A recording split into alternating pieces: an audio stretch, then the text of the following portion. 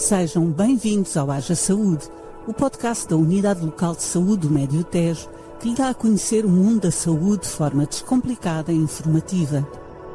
Aqui vamos desvendar os mistérios do corpo humano, entender doenças, desmistificar mitos e recolher conselhos para uma vida mais saudável e feliz. Se já se perguntou qual é a diferença entre uma constipação e uma gripe, como prevenir doenças, como emagrecer de forma segura ou que tipo de exercício físico deve praticar, este podcast é para si. A cada episódio, um tema diferente da saúde, em conversa com profissionais de diversas áreas da Unidade Local de Saúde do Médio Tejo. Sente-se confortavelmente neste consultório, acompanhe-nos nesta jornada pela saúde.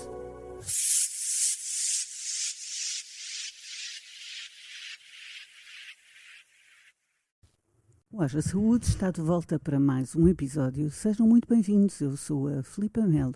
Já lá vai o tempo em que as fotografias de família eram marcadas por ausências que hoje seriam impensáveis. Doenças de que hoje mal nos lembramos do nome eram visitas indesejadas em qualquer casa. Entretanto, tudo mudou. Graças a décadas de pesquisa e ao advento das vacinas, o medo transformou-se em prevenção.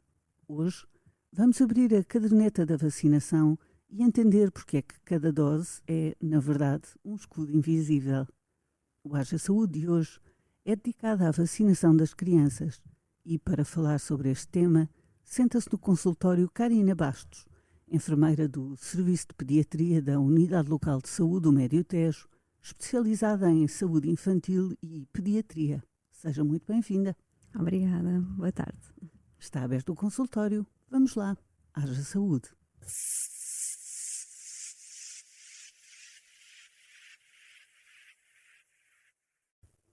Antes de qualquer outra coisa, vamos fingir que eu sou uma mãe que acabou de chegar à sua frente e que lhe pergunta porquê é que eu tenho que vacinar o meu bebê. O que é que lhe responde?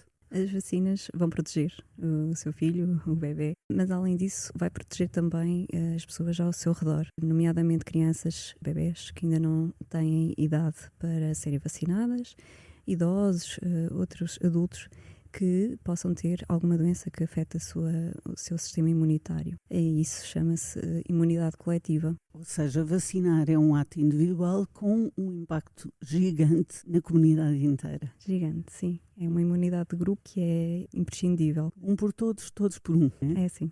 Esta mãe pergunta-lhe, o sistema imunitário de um bebê lida com muitos desafios biológicos, com certeza por dia, mas como é que funciona de facto uma vacina? A vacina vai preparar o organismo para criar defesas caso tenha contacto com o vírus, a bactéria, o micro-organismo na realidade. A vacina é apenas um fragmento, uma proteína, um micro-organismo muito ténue que vai, de facto, preparar o organismo. Portanto, faz-se uma espécie de um teste de simulação do contacto com a doença real.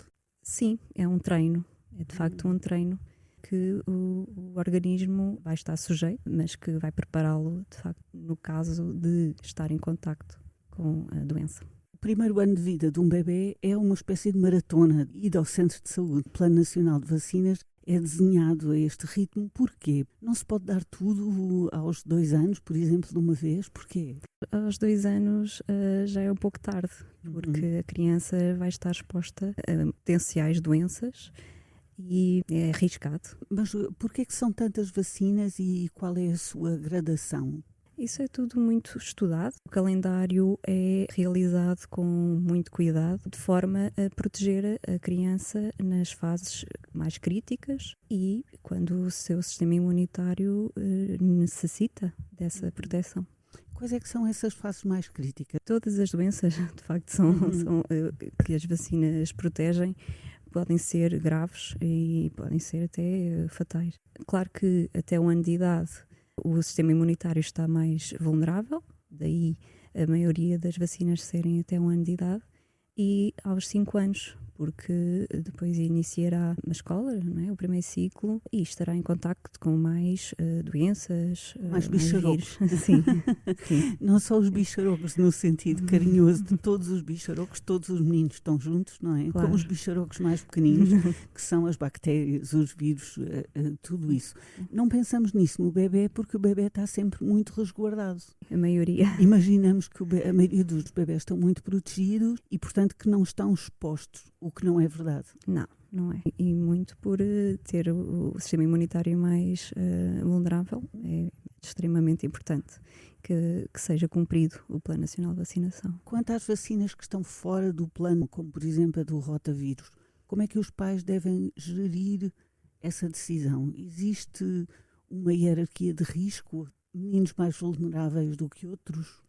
Sim, claro que se uma criança já tiver mais alguma doença associada, tiver um sistema imunitário mais débil, deve ser vacinada com as vacinas extraplano.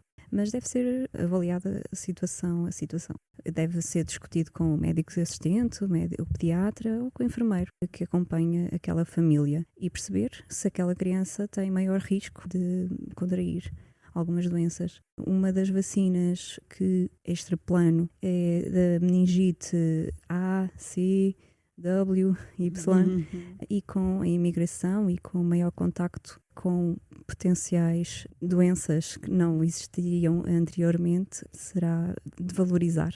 Outro caso é a vacina da varicela, que não está no plano gratuito, mas muitos pais compram. Vale a pena vacinar contra esta doença? Qual é que é o risco real que estamos a prevenir quando vacinamos os filhos para a varicela, por exemplo? A varicela é outra doença que geralmente não tem complicações graves, mas se também já houver outras doenças associadas, será benéfico. As tais comorbilidades, Sim. É isso, não é? Sim. É o palavrão que se dá a isso, É não sim. é? É sim. Quando existe mais do que uma patologia, diz-te comorbilidade. Comorbilidade. Se a criança estiver com um pingo no nariz ou com uma tosse ligeira, mas sem febre, deve-se desmarcar a vacinação? Se não houver febre ou não houver uma doença grave, não há razão para adiarmos uma vacina. Claro que isso também deve ser conversado para os pais ficarem esclarecidos que o facto de terem um pingo no nariz ou uma tosse não vai causar complicações ou problemas de maior. Que aconselho aos pais quando levam os filhos para fazer as vacinas, nas várias idades? Primeiro, é importante que os pais percebam a necessidade e a importância da vacinação e que transmitam calma aos seus filhos, pois será doloroso, mas apenas uns segundos, e se contraírem alguma doença grave que as vacinas previnem, será muito mais doloroso. As picas das vacinas doíam antes e vão doer sempre, é isso? Já se evoluiu ou vai se evoluir na administração? Já se evoluiu em estratégias para atenuar um pouco a dor, algumas não farmacológicas, outras através de dispositivos já existentes que poderão distrair ou não permitir que a dor seja transmitida ao nosso sistema nervoso. Já tive a oportunidade de utilizar e já tivemos alguma formação em relação a isso. Esses dispositivos funcionam através de uma vibração e de aplicação de frio. Já os utilizam, é isso? Sim, algumas vezes. Amamentar ou dar o biberon enquanto os bebés tomam a vacina ajuda a bloquear a dor ou funciona apenas como distração? Ou não se deve fazer? É, de facto, uma medida que ajuda a atenuar a dor. Está aprovado, mesmo com uma sucção não nutritiva, com a chupeta, colocando aerome, algo que faça com que a criança tenha, de facto, menos dor. Outras estratégias que utilize? Em crianças maiores é muito importante a distração, pode-se cantar, pode-se mostrar um desenho animado, pode-se dar uma recompensa após, mesmo para nas próximas vacinas não ter tanto medo, tanto receio. Febre, irritabilidade, pernas inchadas, são sinais de que algo correu mal ou são apenas os anticorpos a treinar bem, não é? Usava essa metáfora do treino, é o campo de treino a funcionar, é isso? É o sistema imunitário a reagir. Claro que se for uma febre persistente, alta, se houver uma inflamação que agrave Deve ser observado pelo médico assistente ou no serviço de urgência, ligar Saúde 24. Muitas vezes os pais podem pensar que a vacina é quase como se fosse a inoculação da doença em si. E não é disso que se trata, pois não? Não. Estar em contacto com a doença real, isso sim será perigoso. Se uma criança bolsar ou tiver diarreia logo após tomar uma vacina de via oral, como a do rotavírus, por exemplo, embora esta não esteja, como vimos, incluída no plano, a dose fica perdida ou tem que se voltar a fazer a vacina ou a absorção foi imediata? Se o vómito, não é, bolsar imediatamente após, poderá não ter absorvido a vacina, mas terá que ser avaliado pelo profissional de saúde que administrou. Se for após uns minutos, que seja, provavelmente já terá sido absorvida e não haverá indicação para repetir. Ao longo do seu tempo de trabalho nesta área das vacinas, o que é que foi evoluindo? O principal é que a maioria das doenças estão erradicadas na maior parte dos países do mundo. Algumas não totalmente erradicadas, como por exemplo a poliomielite, mas é um trabalho a fazer-se, não é? E a continuar este bom trabalho que estamos a fazer. Mesmo com a população imigrante, é importante disponibilizar os serviços de saúde, alertar para a questão de atualizarem com o Plano Nacional de Vacinação em Portugal, que estamos disponíveis, porque o que se pretende, de facto, é criar aqui uma imunidade de grupo e mais saúde, não é? É uma área muito gratificante, suponho, porque funciona. Sim. É importante dizer isso, vê-se o efeito, ou seja, a redução dos números de contágio é real. É real. Hoje em dia a população parece que até já se esqueceu um bocadinho, porque já não estamos expostos a tantas doenças. Não é? Sim, a maioria já não existe há muitos anos. Fazemos aqui uma pequena pausa para escutarmos as informações úteis desta quinzena com a Diana Ralha. Regressamos à conversa já de seguida. Até já.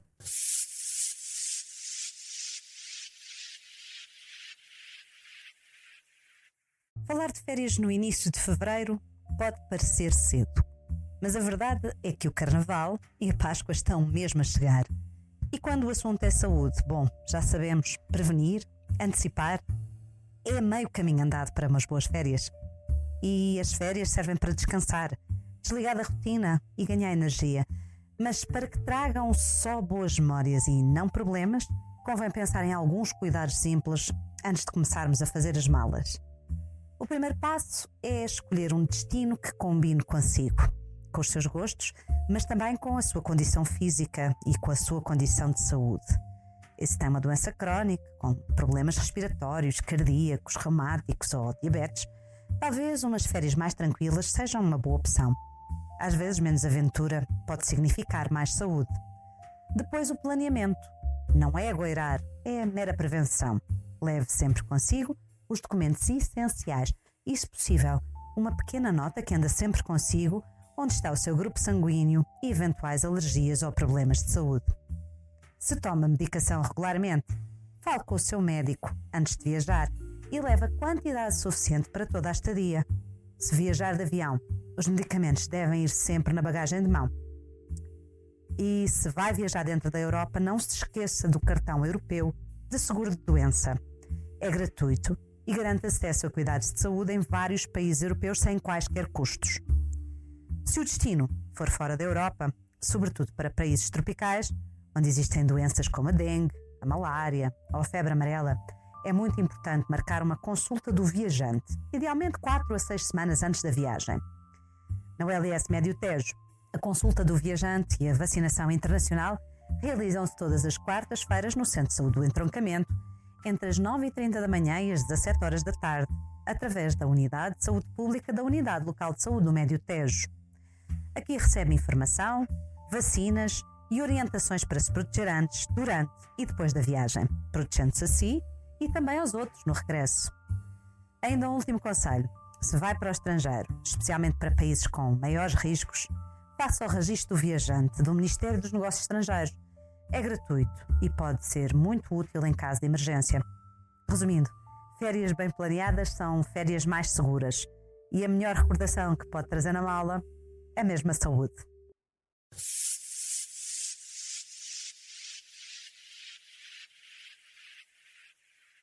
Estamos de volta à conversa. Obrigada por escutar o Haja Saúde.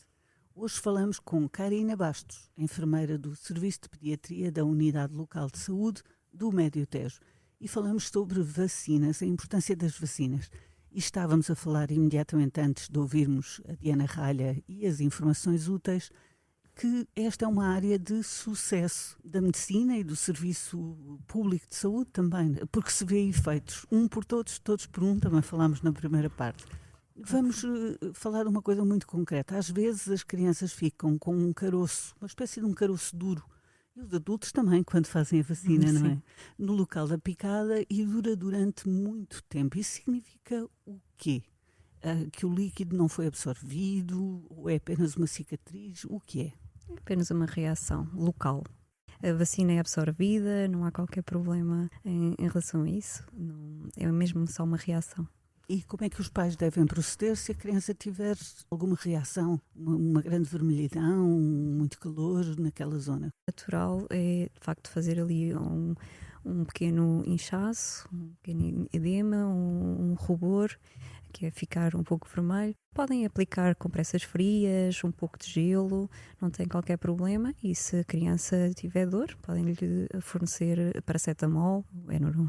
Desde que há vacinas que existe este mito, talvez. A ideia de que as vacinas enfraquecem a imunidade natural. O que é que responde a isso? Não, pelo contrário. As vacinas ajudar o sistema imunitário a lutar e a tornar-se mais forte contra as doenças. Qual é o argumentário dos pais que não querem vacinar as crianças para todas as opções que existem? O que é que argumentam? Alguns dos pais, eu penso que é mais aquela questão de o sistema imunitário deve lutar por si próprio. E isto acaba por ser um pouco irresponsável, não é? Se pensarmos de facto que não estão a proteger os próprios filhos nem as pessoas que os rodeiam.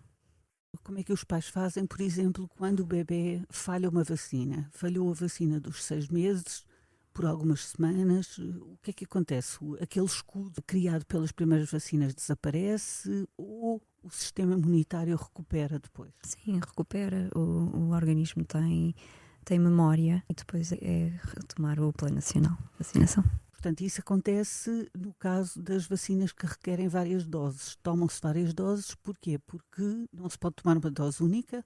Não tanto, também para o organismo ir estando em contacto progressivo e tudo calendarizado de forma a ser o mais ajustado possível à idade da criança e à fase de desenvolvimento da criança para o sistema imunitário se conseguir defender adequadamente. O reforço dos 5 anos, já falou disso há pouco, coincide com o início da escola primária e por que é tão crucial?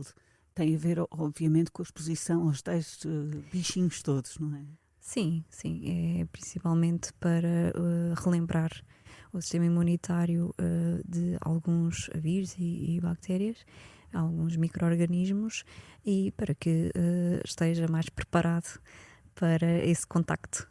Para esse embate. Sim. Os bebés que ficam em casa e que não frequentam, por exemplo, o jardim infantil, é importante dizer aos pais, quando eles vão para o jardim infantil, vão provavelmente ficar doentes. Sim, mas se não tiverem a vacinação, provavelmente ficarão ainda mais muito mais doentes. Mas é importante esta exposição também das crianças a vírus, a bactérias, sim, não? Pronto, e necessária. Para criar uma própria imunidade, não? Sim, o sistema imunitário também precisa um pouco disso. Acaba por ser necessário e inevitável.